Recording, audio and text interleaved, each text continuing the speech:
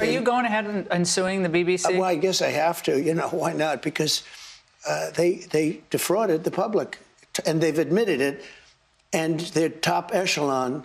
Director General and the CEO This both is resigned. within one of our great allies. You know, this is our supposedly.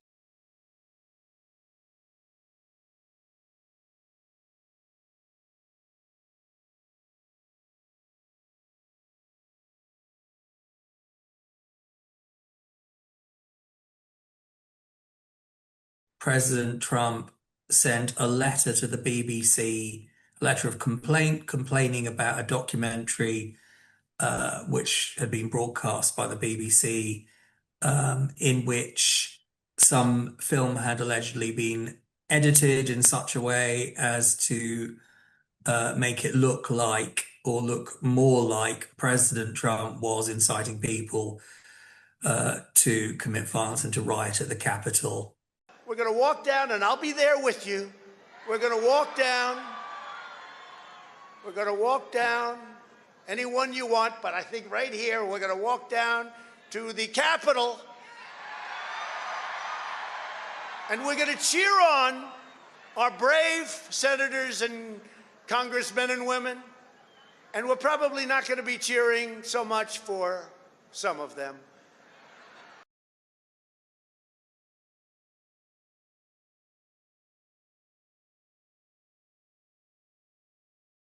It seems, in the context of the resignation of the Director General and the head of news at the BBC, that it is not disputed that there was some editing carried out whereby either two different parts of one speech or two speeches were put together in a way which did not reflect exactly the speech that President Trump had actually made.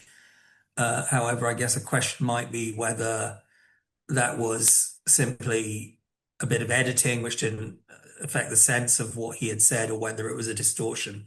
Clearly, President Trump is saying it was a distortion, and as a result of the distortion, he has been libeled. That is, something's been said about him which is false, which has damaged him in his reputation.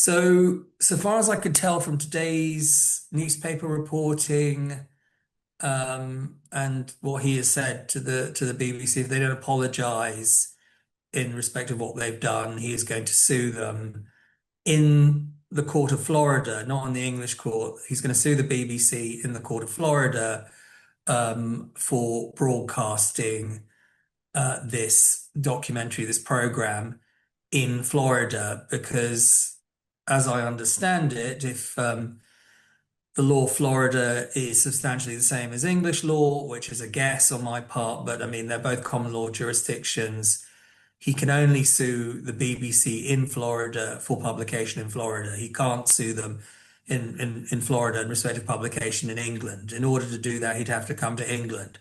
And I don't think he can do that on the face of it, because it looks like the publications in England, as a matter of English law, are time barred, so statute barred by the Limitation Act 1980. The apologizing is for the way the team edited President Trump's speech to his supporters on January the 6th. We do take it really seriously. I mean, there are real issues here. They're over a 3-year period. And just let me say, the BBC in those 3 years has produced hundreds and hundreds of hours of outstanding journalism on television, on audio, online. We have, and we do a great job there, but inevitably we make mistakes. And what he's identified are mistakes, either individual ones or ones that point to underlying problems, which we accept.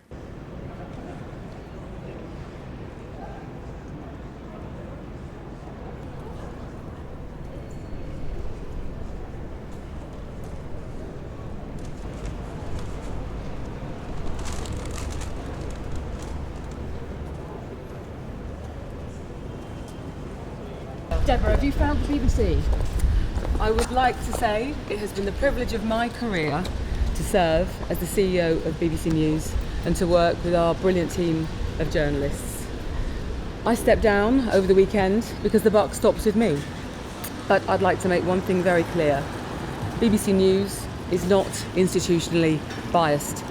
That's why it's the world's most trusted news provider.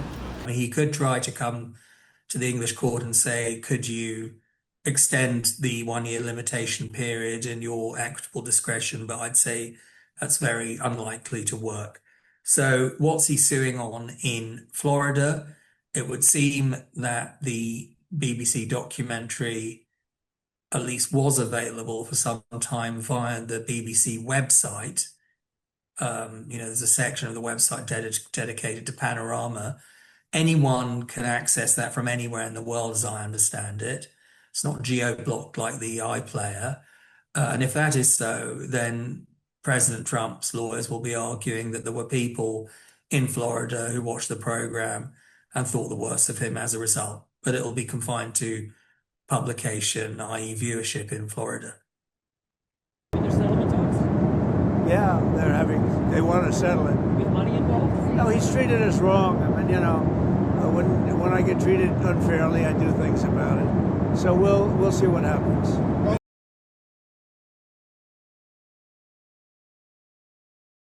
Well, I suspect because of all the mood music seems to be that they're probably going to want to try and settle it. Because, it's the dirty laundry, as it were, is already out there because it's all come out as, in the context of the resignation of the Director General and the head of news.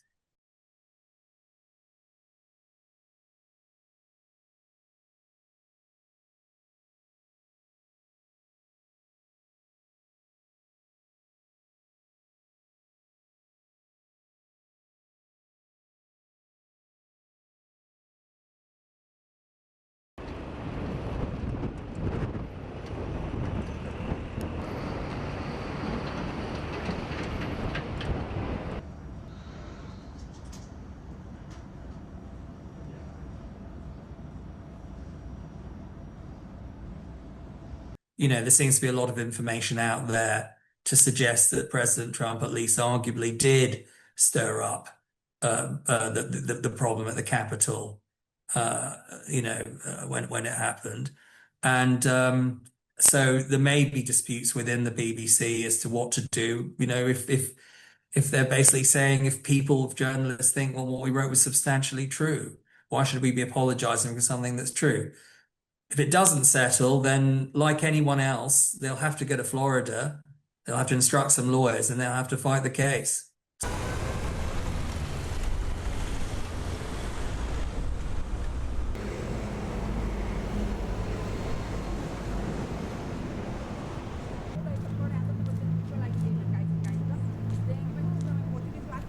They took out her answer and they inserted an entirely different answer that made her sound competent. And they did this, and I thought I've heard of everything when it comes to that stuff. No, I've never heard of it. Nobody's ever seen. So we sued, and we are in discussions of settlement. What would a number be? Like 100? What's a number that you would think would be appropriate? I think it's a lot.